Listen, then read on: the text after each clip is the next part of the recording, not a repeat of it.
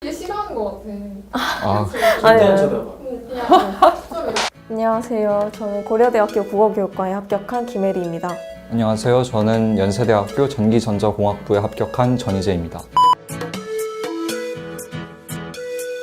그럼 이제 3월 학평의 시험 범위를 알아보도록 하겠습니다. 영어랑 국어는 국요. 다시 한번 하겠습니다. 네, 이제 학기가 시작하면 3월 학평을 보게 되죠.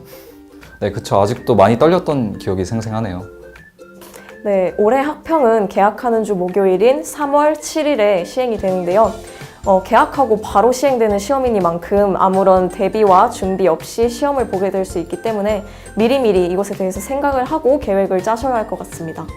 또한 성적표는 약 2주 뒤인 3월 22일에 발표가 되는데요. 이 성적표를 통해서 전국에서 내 위치가 어디인지, 또한 학습적인 강점과 약점은 어디인지를 판단할 수 있는 좋은 지표가 되리라 생각해요. 또한 이 성적표를 잘 분석함으로써 앞으로의 입시 전략이나 학습 전략을 짜는 데에도 더 도움이 될 거라 생각합니다.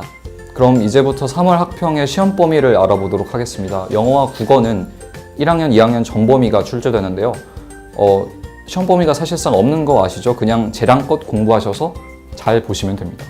수학, 가형 같은 경우에는 미적 2는 전범위, 기백은 나오지 않고 확통은 순열과 조합까지만 나옵니다. 수학 나형은 수 2는 전범위, 미적 1은 수열의 극한, 또한 확률과 통계는 나오지 않아요. 또 한국사랑 사탐, 과탐 1 과목들은 전범위가 출제되고 과탐 2 과목이랑 외국어 과목들은 나오지 않으니 이 점 유의해서 시험 봐주셨으면 좋겠습니다. 또한 과탐 2를 준비하셨던 분들께서는 과탐 1을 봐서 점수가 안 나왔다고 낙담하실 필요가 없는 게 과탐 2랑 과탐 1은 완전히 독립되어 있는 과목이기 때문에 저 같은 경우도 과탐 2, 지구과학 2를 봤었는데 G1 점수가 거의 빵점이 나왔었어요. 근데 뭐 다음번에 보는 시험 아무 영향이 없더라고요. 어차피 시험 범위가 다른 점 주의하셔서 시험 보셨으면 좋겠습니다. 그러면 3월 학평 전에 해야 할 일에는 무엇이 있을까요? 가장 좋은 건 기출문제를 많이 풀어보는 거겠죠. 지금까지는 기출문제를 잘 열심히 푸는 거에 집중했다면 앞으로는 시간 안에 잘 푸는 게 중요할 거라고 생각합니다. 사실 지금까지는 많은 학생들이 그냥 자기가 푼 문제 다 맞았으면 공부 잘하네 라고 생각을 했다면 사실 시험이란 게 애초에 시간 제한이 있는 테스트잖아요. 이런 시간 제한 안에 푸는 것 또한 능력이라고 치는 거기 때문에 이렇게 막히는 문제나 혹은 막힌 시간까지 시간 분배를 잘 하셔서 시험을 준비하시는 게 나을 것 같습니다. 또 저는 모의고사를 풀어보시면서 그 시험의 난이도나 유형 같은 거를 잘 파악을 하시고 본인이 틀린 부분에 대해서 꼼꼼히 분석을 하셔야 한다고 생각하는데요. 제가 생각하는 수능 공부는 이렇게 구멍이 많이 뚫려 있는 컵을 하나씩 채워가는 과정이라고 생각하거든요. 그러니까 이거를 한 번에 모든 구멍을 채우려고 하면은 굉장히 머리가 복잡해지고 한 번에 하다 보니까 좀 이 작업의 완성도라든지 이런 게 많이 떨어질 수가 있어요. 그러니까 이 장기전인 수능을 준비하기 위해서 조금 더 편안한 마음을 가지고 내 앞에 있는 것들을 하나하나 해결해 가면서 조금씩 비는 점을 메워가셨으면 좋겠습니다. 좀 여유를 가지고 하나씩 해결하시다 보면 분명히 성적의 향상이 가시적으로 나타날 수 있다고 저는 생각을 하거든요. 그렇기 때문에 조급해하지 말고 천천히 오답을 하나씩 채워가셨으면 좋겠습니다. 네, 그리고 학력평가를 본 당일에는 반드시 채점을 하셔야 하는데요. 이제는 원점수로 본인의 성적을 판단하시면 안 됩니다. 백분위와 표준점수라고 하는 수치가 있는데요. 먼저 백분위 같은 경우에는 자기보다 낮은 점수를 받은 학생들의 비율을 나타내주는 수치고요.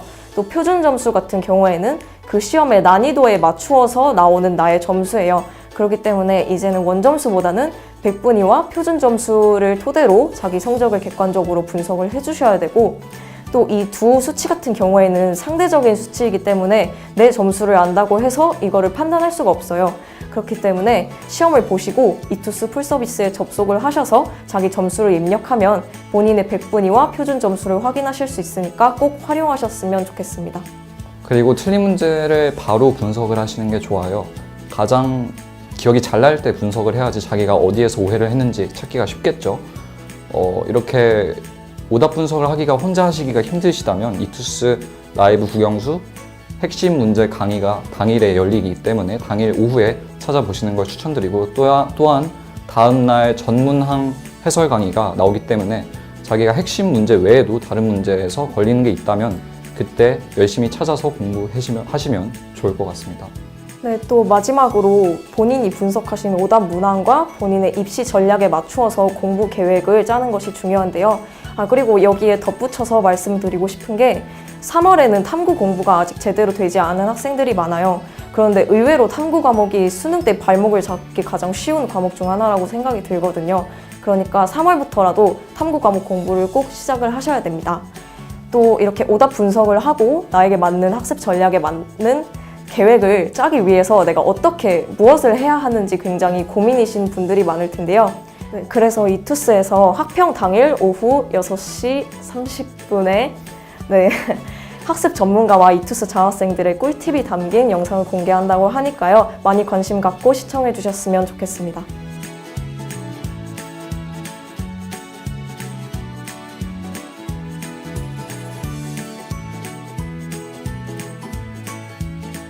여러분 고등학교 1학년, 고등학교 2학년 동안 열심히 공부하셨으니까 고등학교 3학년에도 지금까지의 탄력을 받아서 공부하신다면 분명히 좋은 결과가 있을 것이니 걱정 말고 공부하셨으면 좋겠습니다. 네, 그리고 내가 고3이 된다는 게 되게 무섭고 공부하기 싫을 때가 되게 많을 거예요.